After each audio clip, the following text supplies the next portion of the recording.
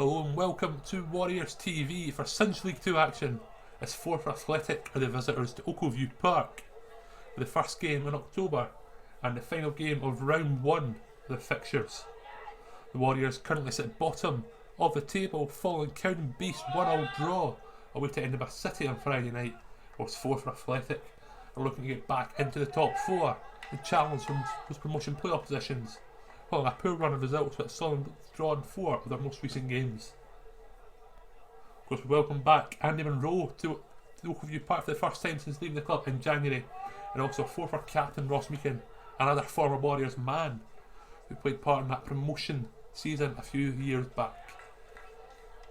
As we await the referee's whistle, it will be James Lyon to kick us off, the Partick Thistle loanee. And away we go, ball played back. It's across to Miller. He can put pressure on him and blocks the ball forward. It goes away for a throw-in. There'll be an early corner to Forfar.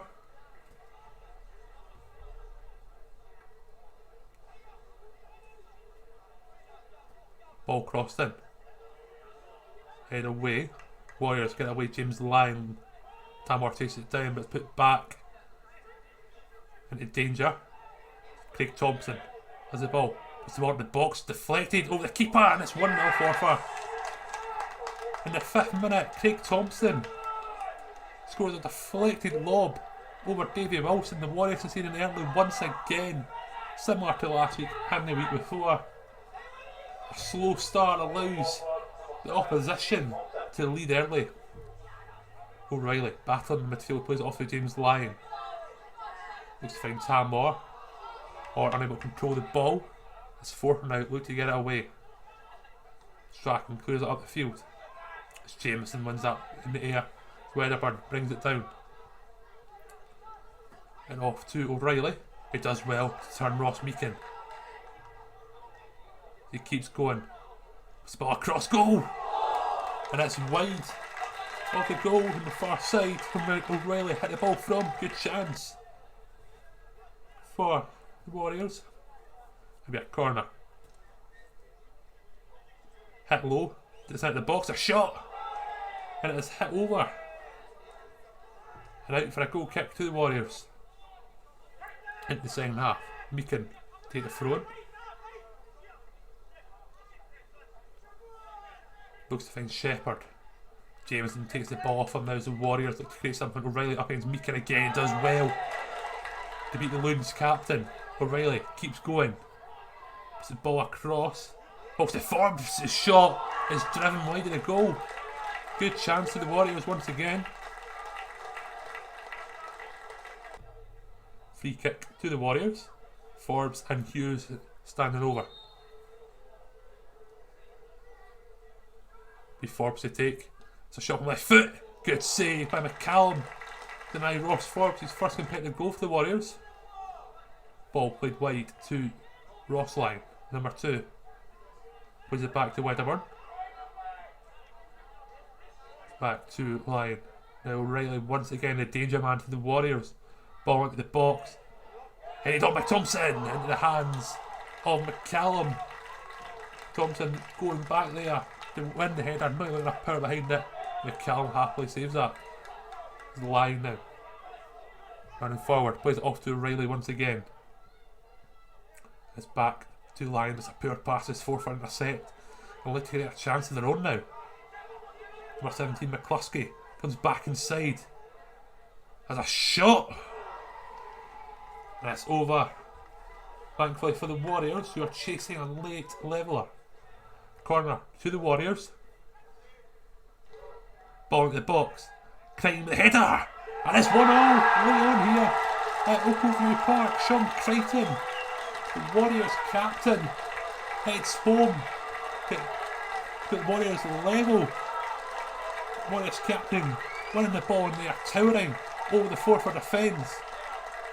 And Forfar players are gutted with that.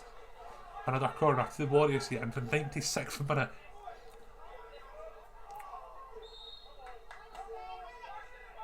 Ball into the box. Headed again, it's cleared off the line this time. Warriors almost going 2-1 up. It's Forfar now, looking to break away. And that is full time here at Opalview Park. Stenhousemuir 1, Forfar Athletic 1. An early goal from Craig Thompson in the 5th minute of Forfar lead as the Warriors fought back. In the 90th minute, a Sean Crichton header and the captain, of course, the level of the game. Both sides lead the game with 1 point. I think Warriors will be more happy with that after a poor first half that saw them behind 1-0 at the break. Of course, next up on Warriors TV will be our away game against Cowdenbeath in 2 weeks' time. And then after that we will have Huntly in the Scottish Cup. Well, thank you for watching today's highlights. Unfortunately, there wasn't the usual highlights package we have for the home games with live commentary. That is fortunately one out do that today, but we should be back for the Huntly game. So thank you for watching this video.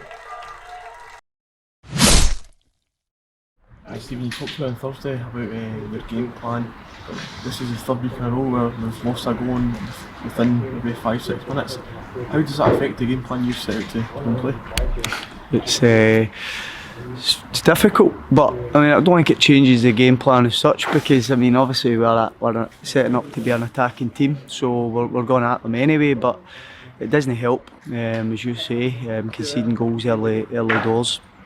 We say the message all week, you know, we can't be giving away cheap goals, and especially as early as that. You know, we need to make sure we're up in the game, and it was so disappointing because I didn't think we got the press as good as we had in previous weeks early on, and we sat off them, and that was disappointing. And we kind of highlighted that at half time, saying I was really disappointed in that. But we looked for the action second half, and I thought, ultimately, again, probably similar to last week, they scored early, but we dominated the full match. I thought we kept the ball better than them, and they just kept dropping deeper and deeper and deeper. They couldn't deal with us having so much of the ball. We had chance after chance. I think Ewan O'Reilly's had 2 glorious chances. Robert Thompson's had 1 when he's come on. Adam Brown's had 2. Forbes' had 1 at the start of the second half as well. And it's just, you know what, sometimes there's a wee bit of luck, and we're just not quite getting over that line in front of goal. But again, I don't want to keep repeating myself, because it's been the same where we're conceded an early goal and give ourselves an uphill task. But credit the boys, they responded well, and they got the equaliser and should have won it at the end. And Ross Weekend, playing it obviously right back for Forfar Athletic, isn't an easy opponent to come up against, but I thought Ewan O'Reilly done absolutely fantastic against them today.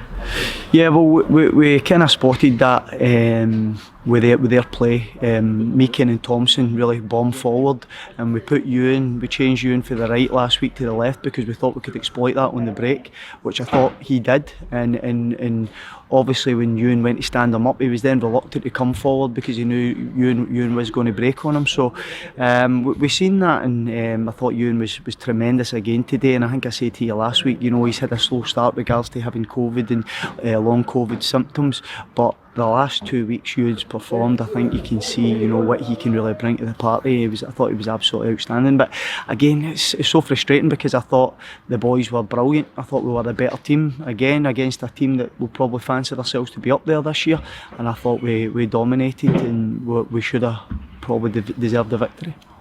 Is it a bit of a relief now you've got a free week next week, or is it a case of you've dominated that game? Is it kind of breaking the momentum next week, or are you kind of pleased? It's probably breaking the momentum, because I feel as if, especially at home, you know, with the shape that we're going with, and we're evolving and we're progressing within it, and you know, it will break it up. But in the other sense, you know, it draws a line under this disastrous first quarter, because you know it hasn't been good results, even although I do think we're getting better and we're nearly there, but we can just draw a line under that quarter and hopefully look in the next 3 quarters and move forward and try and get more positive results, because I definitely think the performances have been there for all to see, so we just need to continue that.